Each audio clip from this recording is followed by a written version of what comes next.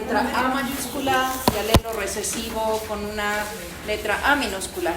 Marfan, por ser una patología dominante, entonces la mutante tendría que haber llevado esta, mientras que el guantay debería haber llevado esto. ¿Correcto? Creo que varios tuvieron problemas con esto durante el examen. Me preguntaban y les dije, es que tienes que saber, ahí claramente dice, utiliza la A mayúscula para el alelo dominante. Entonces, siendo Marfan dominante, tendría que haber estado así. De acuerdo a las características que se les pidió en el examen, había una versión en donde se ponía parental 1 heterocigoto, decía heterocigoto de la mutante, entonces tiene que ser así. Y en el otro decía madre parental 2 homocigoto de la wild type, entonces tendría que haber sido así. En otra versión del examen también se pedía el padre heterocigoto y la madre homocigota de la mutante. Entonces estas dos versiones existieron, solo dos versiones existieron para este cuadro de Punnett. Por consiguiente, entonces, si les tocó esta versión,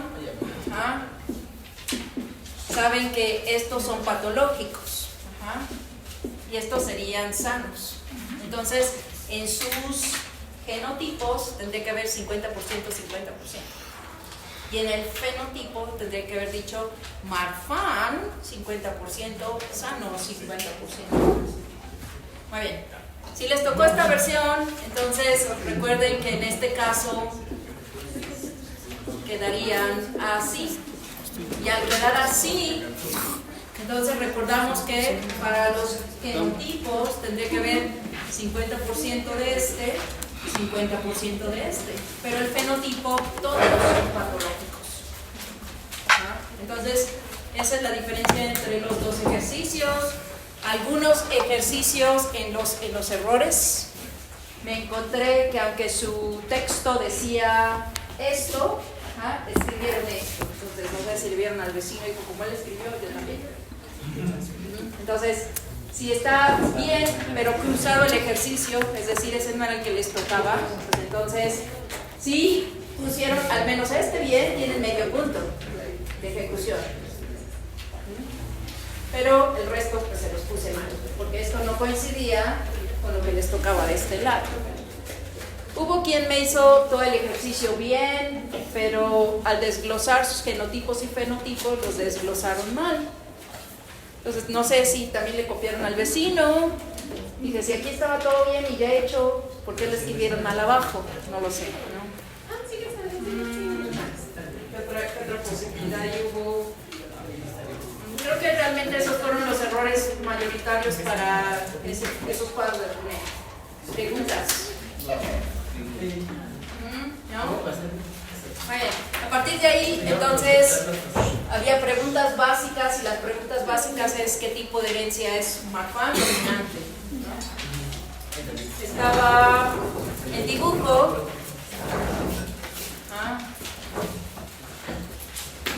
donde venía el DNA, luego venía el RNA, luego venía splicing, ¿no? Luego decía...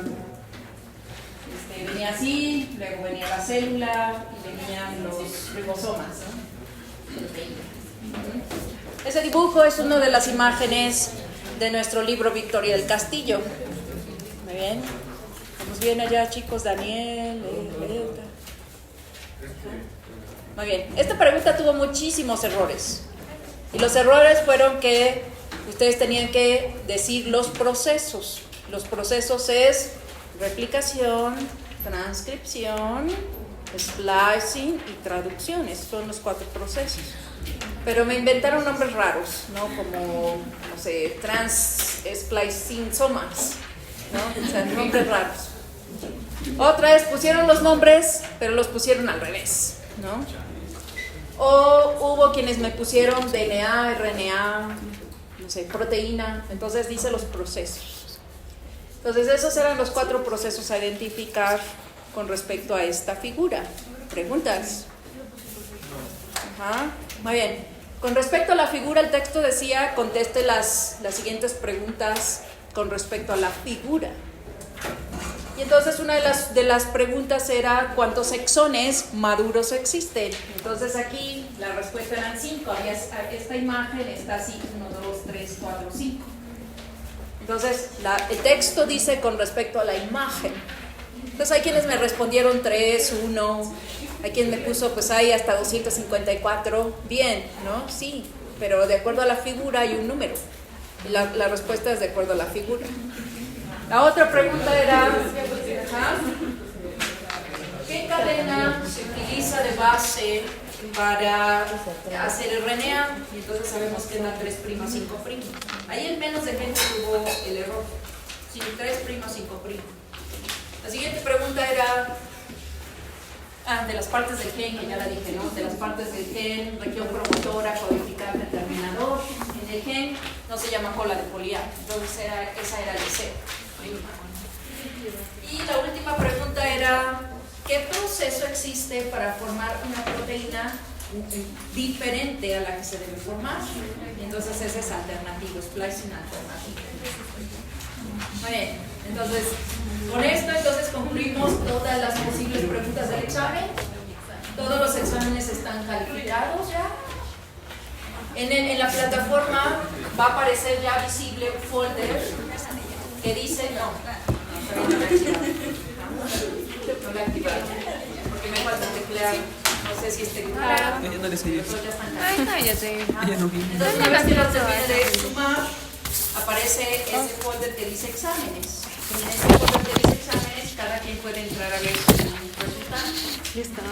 Muy bien, entonces ya con eso ustedes van a poder ver su resultado del examen. Ahora, quiero que las revisiones se realicen después de que ustedes presenten el segundo, para que si alguien se va a ir a ordinario, entonces tenga fresca las revisiones en mente de su examen.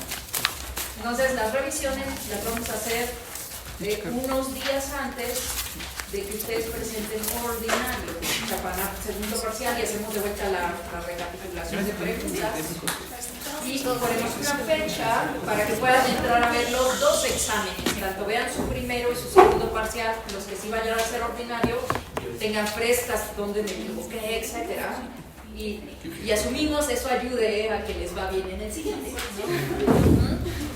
Entonces, a veces no funciona, ¿verdad? Lo vieron y se volvieron a escribir igual. Entonces, generalmente así lo voy a hacer.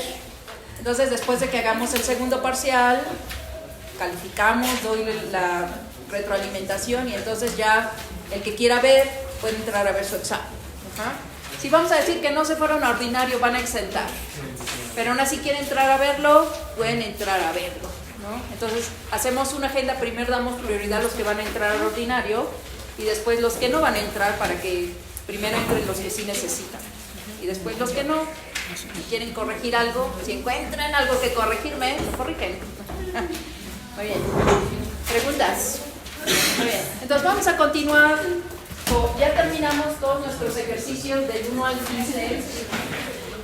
Ahora sí está listo el MIC y está con fecha del día 9, es decir, mañana. Ya lo acabamos, solo faltaban los sellos. Entonces tienen de aquí hasta mañana a las 10 de la noche para subir, ¿no?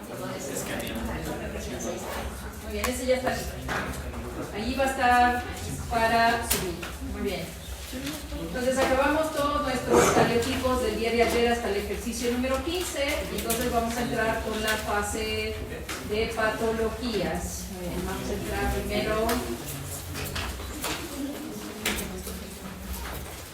Vamos a entrar con trisomía 21, síndrome de Down.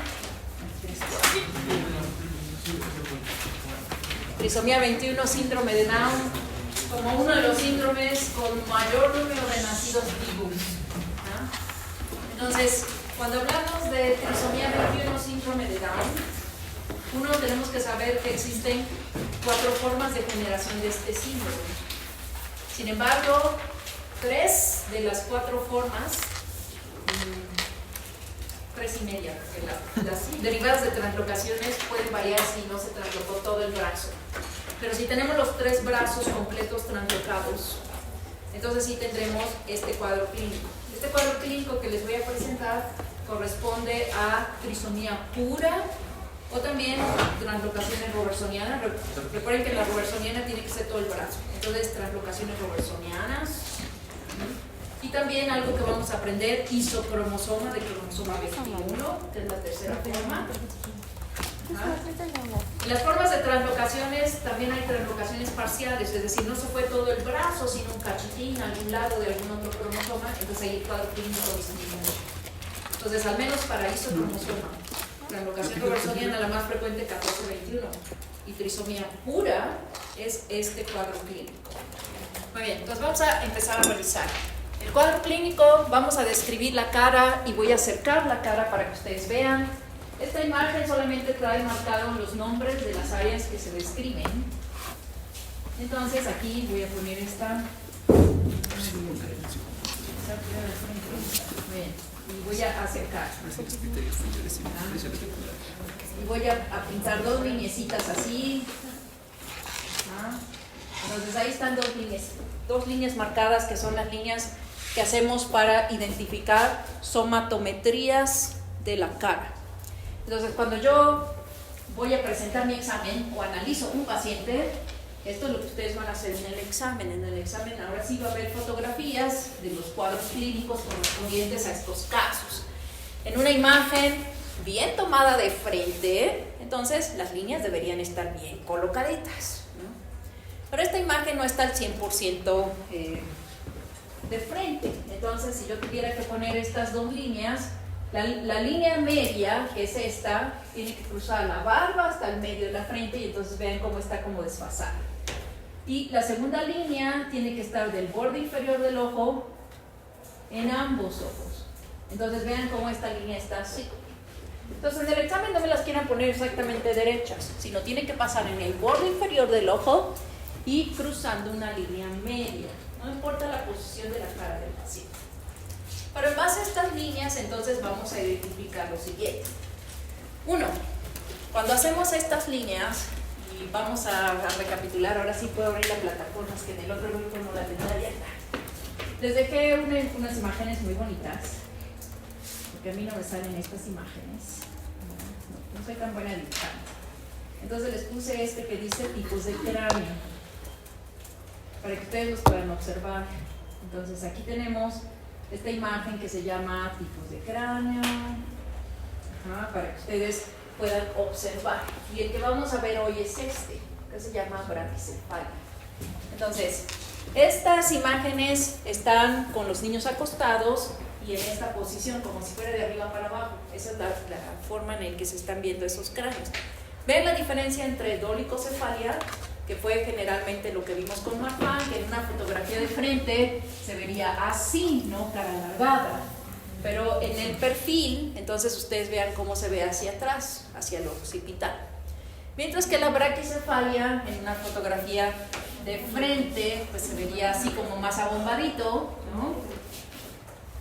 Ya dije que no soy muy buena dibujante, pero más abombadito hacia arriba. Y vean cómo en el perfil, en esa fotografía se ve así como grande, ¿correcto? Y vean comparado con la imagen del normal. Entonces ahí está para que ustedes lo vean, y si las imágenes me salen chuecas, ahí está la vida. Muy bien, entonces primero describimos la forma del cráneo con respecto a síndrome de Down, es braquicefalia.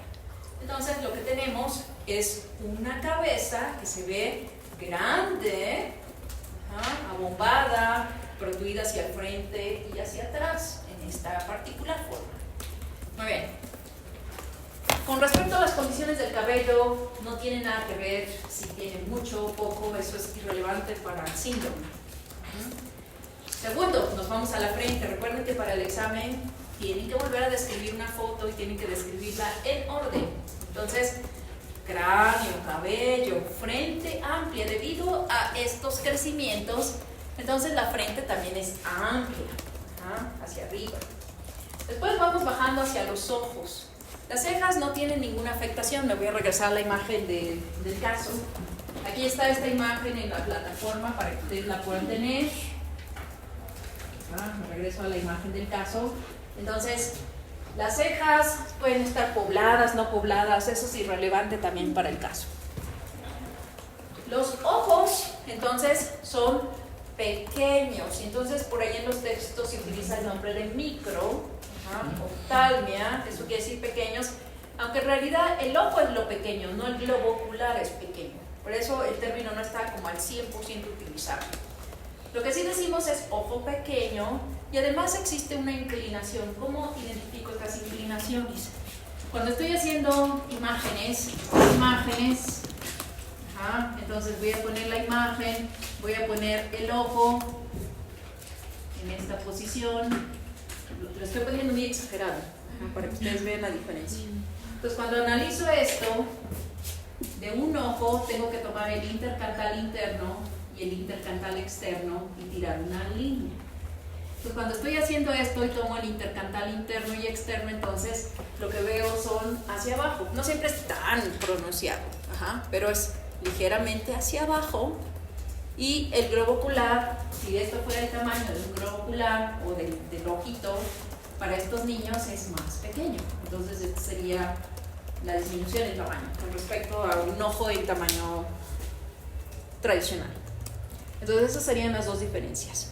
Muy bien, ahora también es importante que debido a las alteraciones de cierres de la línea media, entonces durante las formaciones estas separaciones hacen no solo que el ojo está más separado, entonces ahí existe una fórmula para calcular hipertelorismo, que son las separaciones de los ojos.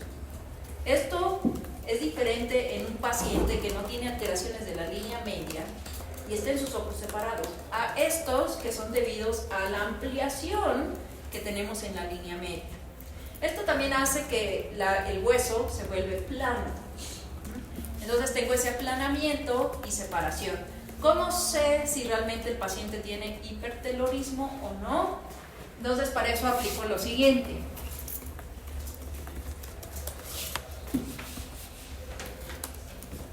En una condición normal entre los ojos, entonces así lo voy a poner. Intercantal interno, externo, ¿verdad? Ahí tengo mis medidas. Debo medir. Entonces en este examen, muy importante, donde mi reglita.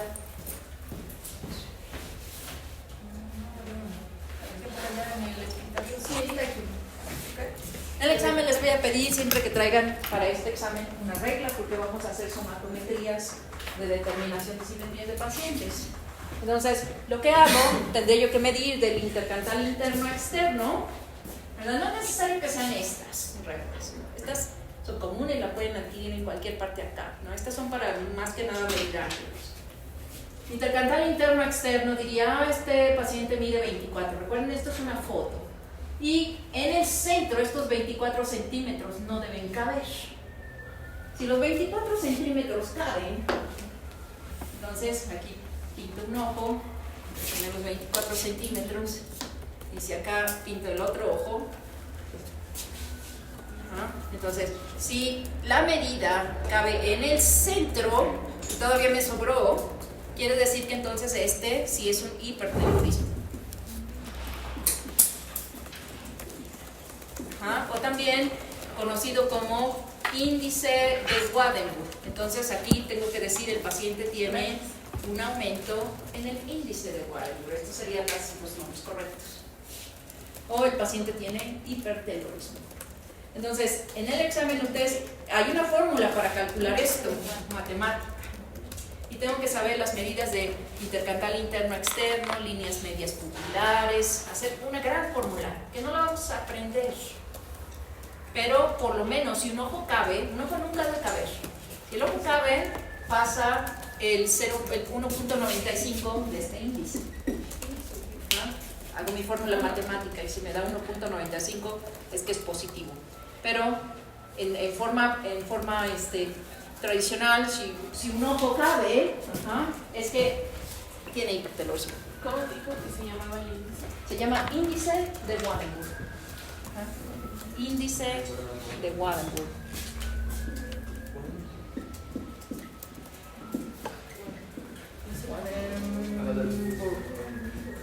Waardenburg. Este índice normalmente lo aprendemos en la patología que se llama Waardenburg, que era una de las patologías en nuestra lista de aprender. pero que ya no tuvimos tiempo. Aquí aprendemos el índice, porque el índice lo creó este autor, quien describió el evento patológico y creó este índice. En esa patología existe un aumento, pero el aumento no está asociado con aplanamiento de la nariz. Y entonces este índice se utiliza en otras patologías. Correcto, entonces no vamos a aprender toda la fórmula de cómo se hace, porque tendrían que sabérsela de memoria para el examen. Y realmente es una fórmula complicada porque hay que saber en centímetros cuánto mide esto, cuánto miden las medias pupilares y hacer toda la fórmula. Pero si cabe el ojo, es que es positivo. Entonces, en síndrome de Down tenemos hipertelorismo. Tenemos un aumento en la separación de la distancia de los ojos y además es interesante porque el aumento hace que el ojo queda como hacia adentro, porque el ojo tiene un tamaño de situación. Entonces, al aumentar el hueso, el ojito queda hacia adentro, formando lo que se llama el pliegue epicanto. Entonces, el pliegue epicanto, el ojo como queda hacia adentro y queda una capita, que sería esto. Entonces, el pliegue epicanto es producto justamente de que el ojo iba a ir hacia adentro. Y entonces queda esa capita ahí, llamadas pliegues epicantos, que es común para todos los síndromes que tienen apertura de la línea media. Muy bien, entonces ya hicimos esto, eso lo tendremos que hacer en nuestra hojita de examen, medir para ver si este ojo cabe o no en el centro y determinar si tiene un hipertelorismo. Todo lo que acabamos de escribir iría en un solo párrafo, correspondería a los ojos. A la descripción. Cuando tú dices ojos inclinados con hipertelorismo, eso sería como la descripción. ¿Cómo la demuestro? Tengo que hacer mis líneas y tengo que demostrar que la medida de mi ojo cabe. Es decir, tendré yo que haber pintado en esto mi medida de aquí para acá y decir, esta es mi medida de intercantal interno a intercantal externo. Esta es mi medida y si demuestro que mi medida pasa, el paciente tiene hipertelorismo. Eso sería como lo demuestro. Muy bien, después de los ojos, recordamos, pasamos a la parte de la nariz, en donde ya dijimos que hay un aplanamiento, las narinas no se ven afectadas, no hay fallas en la estructura de las narinas, ni estructuras internas nasales. El filo es amplio. La boca generalmente es pequeña y se ve más pronunciado por el evento de macroglosia. Todos estos datitos que les estoy diciendo están en la lista de la siguiente diapositiva. Entonces, por ahí, acuérdame en la noche, mándame un mensajito, doctora, no me puso las diapositivas. Todas las diapositivas deberán estar ahí en el módulo para que ustedes tengan la lista. Se me olvidó ponerlas anoche. Les dije, pero se me olvidó, ya ni me recordó. Muy bien, entonces, macroglosia, que es uno de los datos más importantes presentes en este síndrome. La mandíbula de recién nacido es como pequeña, no está tan en retrognatia, pero es pequeña, no está pronunciada hacia afuera. Después de la mandíbula, describo la parte de las mejillas, debido a que estos productos son macrosómicos. Entonces, generalmente la cara es muy rellenita, tiene mucha grasita y eso hace lo que se llama cara en luna. La cara en luna, esa descripción para síndrome de Down de recién nacido, es debido a la grasita que tiene. Entonces, la braquicefalia, eso hace la forma de la cara en luna. ¿Correcto? Muy bien. Ahora, la última parte de la descripción son los pabellones auriculares. Entonces, recuerden que he ido bajando así. Voy bajando, luego subo y luego pabellones. Los pabellones auriculares tienen bajo implante. ¿Cómo identifico el bajo implante? Una vez que yo marqué esta línea del borde inferior del ojo al borde inferior del ojo, pabellón auricular queda por abajo. En un paciente normal, el pabellón auricular tiene que quedar por arriba por lo menos un 10%. Por lo menos 20%, 10%, lo mínimo, para que pueda entonces clasificarse a implante bajo de pabellón auricular, sin ninguna alteración estructural en los hélix ni en la estructura externa, ¿correcto? Muy bien, entonces, ahora, en esa fotografía, obsérvenla, ¿podemos determinar el implante bajo de pabellón? No. Correcto. Entonces, En esta fotografía no, porque no puedo ver los pabellones completos. Siempre tengo que tomar fotografías de perfil de los pacientes para que entonces en un perfil, entonces ahí está un perfil mal hecho, pero ahí está. Entonces veo mi parte de ojo, marco mi línea y entonces ahora sí tendría yo que observar que el pabellón auricular está abajo de la línea del borde inferior del ojo. Entonces les iré enseñando fotografías donde vamos haciendo todas estas somatometrías para que ustedes vean cómo lo hacemos. Entonces, en una fotografía de frente como esa, si no se ve, no me pueden inventar. Tiene implante bajo el pabellón auricular. Lo que puedo decir es, no se puede valorar el implante de pabellón. Entonces, tengan mucho cuidado porque en esta segunda parte del examen, bajo, ahora sí ya les dije en este que me inventaron datos, pero en el siguiente sí les bajo puntos. Entonces, no me inventen datos. Si el dato no se ve, no lo puedo describir. No pueden decir, en la de Marfan alguien dijo que tenía una cardiopatía, sí, porque tengo los estudios abajo, pero en la foto A del niño, no le puedo ver el corazón. Entonces no puedo inventar datos que no corresponden a la imagen. Tengo que ser muy precisa en describir la imagen correcta. Esta es la foto A de la cara, limítense a la cara. Si les dan otra fotografía de otra cosa, limítense a describir esa parte de la foto. Muy bien, entonces ahí describimos solo los rasgos faciales. Muy bien. Ahora, en la lista de las guías clínicas, que son estas imágenes, que están, estas hojitas que están aquí, estas son las listas de las guías clínicas. En las guías clínicas generalmente se ponen todos los datos posibles si alguna vez pacientes, un cierto número de pacientes, ha presentado alguno de estos datos. Muy bien, entonces vamos a iniciar con los neurológicos. Entonces vamos a ir iniciando de la parte superior a la inferior. En los neurológicos sabemos que los pacientes con síndrome de Down pueden tener retardo mental leve, moderado, severo. Y esto también tiene que ver con los tipos. En los tipos clásicos, entonces sería la trisomía pura, las locaciones robertsonianas o isocromosomas, sí se puede presentar el severo y el moderado. En los otros tipos, que son las trisomías parciales, en una parte del 21 se puede otro cromosoma, que ese sí no tiene todo el 21, brazo, o en mosaicismo, que es la última que no había mencionado, donde puedo tener genoma sano, entonces en esos puede haber leve o inexistente con respecto al retardo mental. Muy bien, las características craneofaciales. ¿Cuál es la clasificación de moderado? ¿Cuál es la isocronía? Leve, moderada y severa. Al final entonces les voy a poner aquí las comparaciones. Vamos a hacer el cuadrito para que no. Les voy a hacer el cuadrito con, una vez que veamos las cuatro, voy a poner el bracket con las cuatro.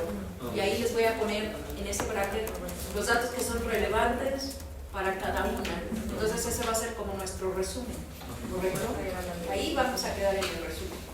Muy bien, entonces, leves, moderadas o severas, ¿por qué? Porque ya incluso pacientes que tienen trisomía pura, que incluso no tengan retardo mental. Es decir, en el caso de trisomía 21, debido a todos los cuidados que se les dan a estos pacientes de atención temprana, estimulación del aprendizaje, la mayoría, aunque tenga el retraso mental severo, puede corregir. Entonces, la mayoría de estos pacientes con atención, con buena atención, logran corregir muy bien. Entonces, muchos de estos, aunque la clasificación existe como leve, moderada y severa, tiene que ver con la aplicación de los test y el cierto número de IQ, y esta evaluación se les va haciendo conforme a su tratamiento. Muy bien, entonces, nuestro siguiente dato con respecto a nacimiento, uno es que los pacientes con síndrome de Down son macrosómicos. Macrosómico está considerado de los 4,5 kilos para caucásico y normal 3,500 para caucásico, porque ahora hemos identificado que en mexicanos nunca nacemos a los 3,500, que era el peso óptimo. Entonces, para mexicanos el peso normal sería como de 3 kilos. Si naciste de 3 kilos estás bien. Pero en las guías oficiales está a 3,500. Pero normalmente nadie alcanza los 3,500. Quiere decir que entonces podríamos disminuir el peso de un paciente macrosómico a 4 kilos, aunque oficialmente está a 4,500. Entonces es muy importante que recordemos esos pequeños datos que también tienen que ver con las etnias, ¿no? Nosotros no estamos alcanzando nuestro peso. ¿Por qué? No lo sé, al paso de los años hemos disminuido el peso de nacimiento. Muy bien, entonces muchos niños pueden tener hipotonía de nacimiento, pese que es macrosómico. Imagínense macrosómico con hipotonía, si a ustedes ya les tocó recibir parto. Entonces imagínense un bebé de ese tamaño y además con hipotonía, ¿no? Segundo, ya hablamos, aquí está la lista de todos los craneofaciales que ya describimos en orden, ¿verdad? Entonces todos estos ya los describimos, nos los saltamos, los craneofaciales, ya describimos cómo se tienen que ir hablando de ellos. Nos vamos a los oftálmicos, ¿no? Entonces, en los oftálmicos, lo que tenemos de manera muy frecuente son diversas alteraciones visuales: hipermetropía, astigmatismos. Tenemos muchos errores de refracción y estrabismo. Entonces, ¿por qué se genera el estrabismo aquí?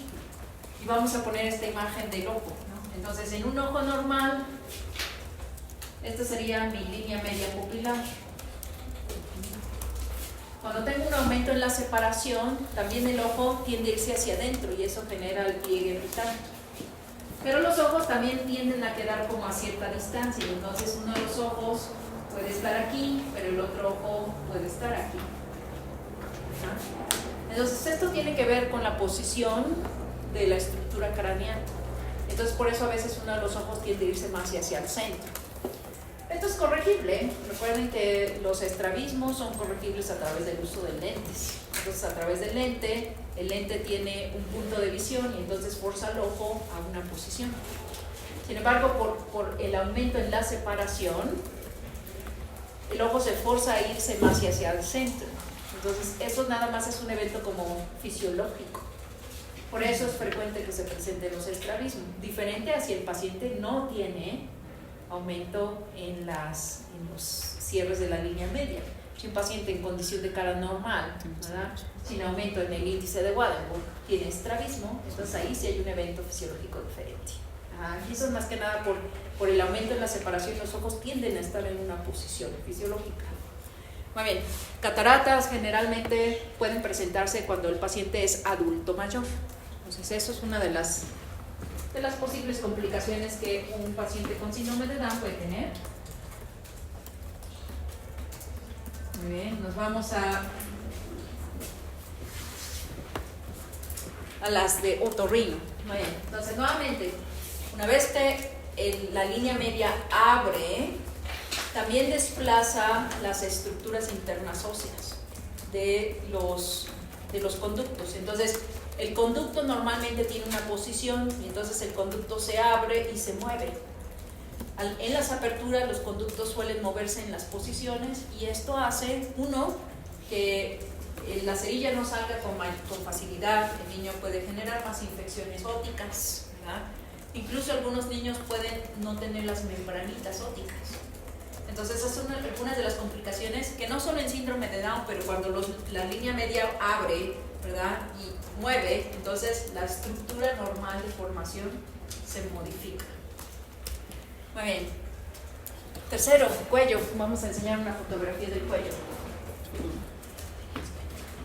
Bajando al cuello vamos a encontrarnos que existe un dato interesante que también es derivado de la macrosomía, que se llama pliegues redundantes en la nuca. Entonces ahí observamos esta imagen. Observen su cabecita. Entonces primero observo que la cabeza está más grande. Entonces ahí me demuestra la braquicefalia. Segundo, este paciente no tiene como mucho cabello, pero dijimos que eso era irrelevante, ¿no? El cuello es corto y además de ser corto, el cuello es más amplio. Esto forma que toda la piel que tenías que tener queda queda como compacta y suelta. Y eso, debido también a macrosomía, forma lo que se llaman pliegues en la nuca. Ajá, como si te trajera una pijama que le quedó aguada ahí. Pliegues en la nuca. Este dato es muy importante porque si observo la parte de abajo, observen la mano de quien lo detiene. Ajá. Entonces vean la mano, todo esto es extrapiel. Ajá. Entonces los niños macrosómicos, entonces tienen mucha piel, tienen redundancia de piel. Entonces cuando los cargan, entonces parece que toda la piel les queda como aguadita. Entonces eso es uno de los datos relevantes para los diagnósticos en cuanto a síndrome de Down.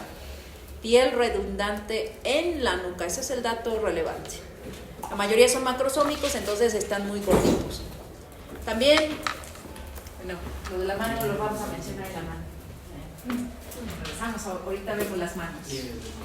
Doctora, ¿y lo del cráneo no se puede corregir con los casquitos que hay ya ahora? Claro, sí se puede corregir. ¿Y se corrigen todos los demás de los oídos y los ojos? No, eso ya no. Pero aquí en la plataforma les dejé, déjenme ver si les dejé. Ajá. Estas que se llaman plagiocefalias, que son alteraciones en la formación del cráneo, estas generalmente son las que son candidatas a las correcciones con los casquitos. Ajá. Esta sí es corregible, es decir, ¿qué hace esta corrección del casco? Son como unos casquitos para andar en bicicleta, de ese tipo de plástico muy suave, pero tienen placas metálicas. Entonces, lo que hace es que para que en su crecimiento su cráneo no le quede deforme, estas placas modulan los puntos de crecimiento. Entonces se le va modificando las placas de acuerdo a cómo le va creciendo el cráneo. En algunas patologías, donde tenemos aumentos óseos descontrolados, ahí sí se les van corrigiendo más. Y entonces eso me da la imagen número 2, las cuales se llaman plagiocefalias. Las plagiocefalias, entonces el cráneo se desvía hacia un lado o hacia atrás, y eso se corrige muy bien. Entonces en estos sí se les puede corregir, pero una vez que el niño va naciendo, la mayoría de los síndromes de Down no quedan con cráneos muy grandes. Entonces hagan esa pequeña observación y ven o vean fotografías en el internet. Generalmente al crecimiento esta braquicefalia no se ve tan notoria como sería en enanismo, ¿no? Ahí ¿cómo se llama? Vamos a ver, FGR3, alteración del factor de crecimiento tipo 3. Ahí sí, es de no sé a quién me tocó, pero en esa patología sí tengo crecimientos descontrolados del cráneo y en adulto se ven muy marcadas. Entonces ahí sí se ven marcadas y se podría haber sido corregido con el casco. Les voy a dejar la liga ahí del casquito, si me recuerdas, una notita para que les ponga las imágenes de los casquitos para que ustedes lo vean. Hay asociaciones que los donan. Entonces, si ustedes alguna vez necesitaran, hay varias asociaciones civiles que los donan. Muy bien, entonces nos regresamos. Hicimos ese comentario de Desde que te dije lo del congreso. Nos regresamos a Mi corazón me cae algo. esta, nos regresamos a la Me vista. manifesté muy bien. Correcto. Bueno. Entonces hablamos del cuello. Cardiopatías. Existen diferentes cardiopatías asociadas a síndrome de Down. Dos más frecuentes por esta examen, ¿no? Y que son las más frecuentes para todos los síndromes. Las primeras son, primero, persistencias de conducto arterioso, esa es la más frecuente. Seguida de comunicaciones intraventriculares. Esas son las más frecuentes. Síndrome de Down generalmente no presenta cardiopatías severas. Otros síndromes. Complicaciones intraventriculares. Muy bien. Después nos vamos a centro, seguimos con tiroides. Existen diversas alteraciones en la glándula tiroides para los pacientes con síndrome de Down. Y recuerden que tiene que ver con la posición de cuello corto y ensanchamientos. Entonces, cuando se altera la estructura, también se pueden alterar las glándulas. Tiroides, entonces, nos maneja muchas cosas, ¿no? Nos maneja sistemas inmunitarios, nos maneja regulación de algunas hormonas. Entonces esto hace que el paciente hormonalmente generalmente está descontrolado, así como se hace más susceptible a eventos infecciosos por maduración de células T. Si existen atrofias de la glándula, entonces más problemas de inmunidad, ¿no? Entre más atrofias, más problemas. Muy bien. Después nos vamos entre los mismos endocrinos, entonces podemos mencionar todas las disfunciones derivadas de tiroides, que son obesidad. La mayoría de nuestros pacientes con síndrome de Down tienden a ser obesos.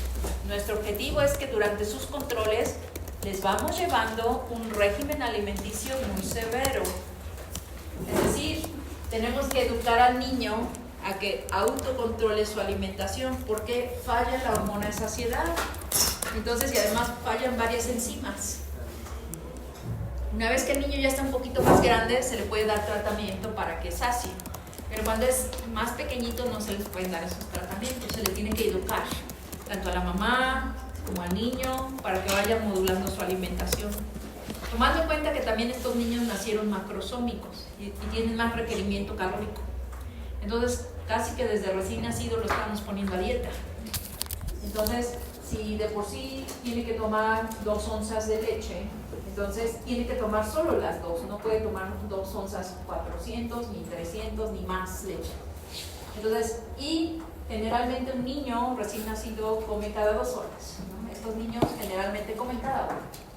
Entonces tenemos que disminuir la cantidad de leche que se le puede administrar para que desde el recién nacido vaya modulando su sistema.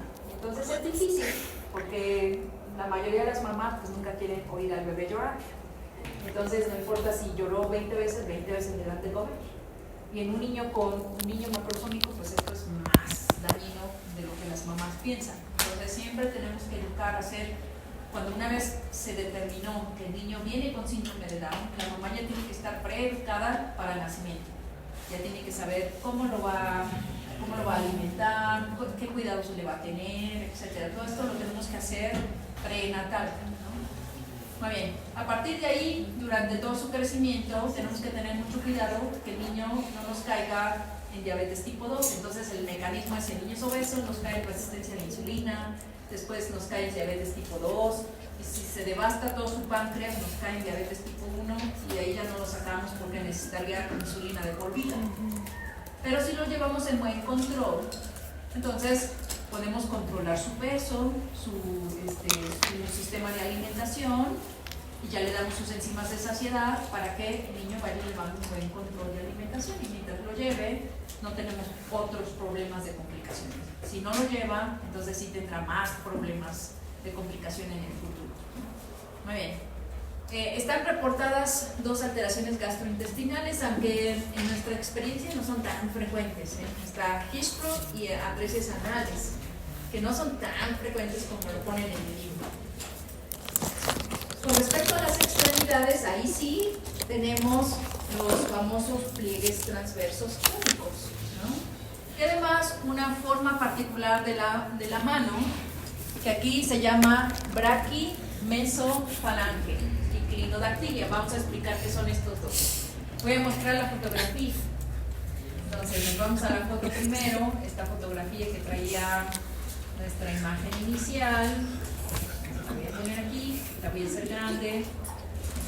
Esta imagen,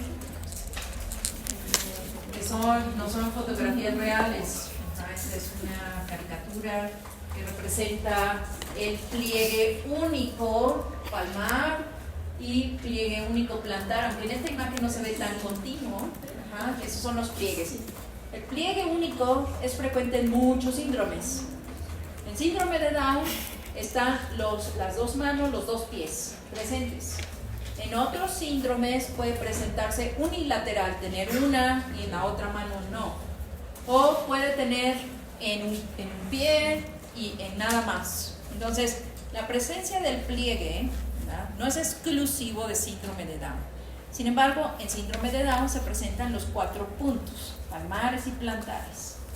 Ahora, el braquimeso se refiere a esta particular contracción en donde 2 dedos quedan aquí, 2 dedos quedan acá y queda así, también llamada mano tridente. Entonces ese es el braquimeso, medio, braqui.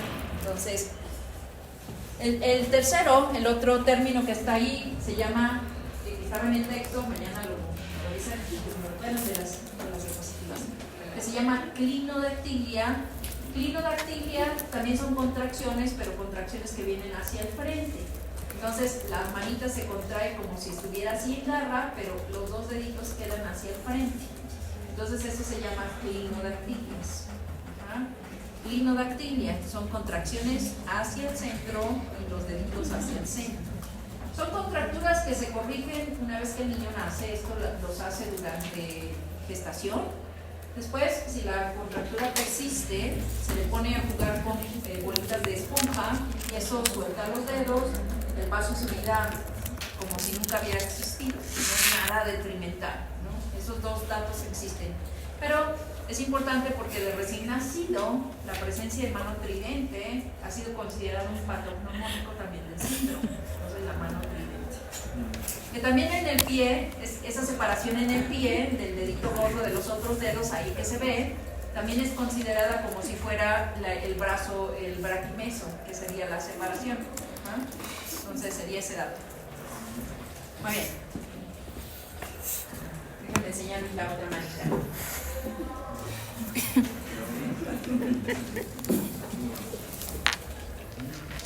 Aquí tenemos otra imagen de una mano.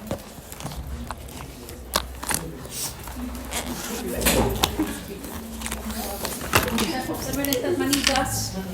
Entonces, ¿qué sucede con los niños macrosómicos? Con los niños macrosómicos tenemos que descartar 2 datos. Tenemos que descartar que el niño no esté edematizado. Entonces, cuando se puesta mano, lo primero que pienso es que la parte superior tiene edema. Y recuerden que el edema, entonces ustedes tendrían que poner su dedo, ¿verdad? Unos minutos, soltar y debe quedar marcado. Esto en realidad no es edema, sino únicamente tejido adiposo. Pero aún así, ustedes tienen que descartar que esto sea un edema o no. Y vean, por ejemplo, aunque en estas son manitas de recién nacido, las están poniendo así para tomar la fotografía, no se vio tan marcado el dato de la trin. Pero este dedo está forzado como hacia atrás, ¿no? Y esta sería la separación que debería haberse observado. Entonces esta no se ve marcada porque se me hace que cuando le pusieron la mano la pusieron así como muy para abajo para tomar la fotografía. Entonces, si hubiera tenido una clinodactilia, una contracción, entonces al tratar de hacer esto para tomar la foto, generalmente marca estas cositas. ¿Sí? Cuando vean la imagen en sus diapositivas, traten de observarla cuidadosamente. Se ven como si la mano estuviera, no sé, en estas cositas así que generalmente quedan cuando el niño estuvo mucho tiempo en esta posición. Muy bien, hasta aquí vamos a dejar. El día de mañana hay cariotipos en este set. Traten de traer los cariotipos para irlos contestando.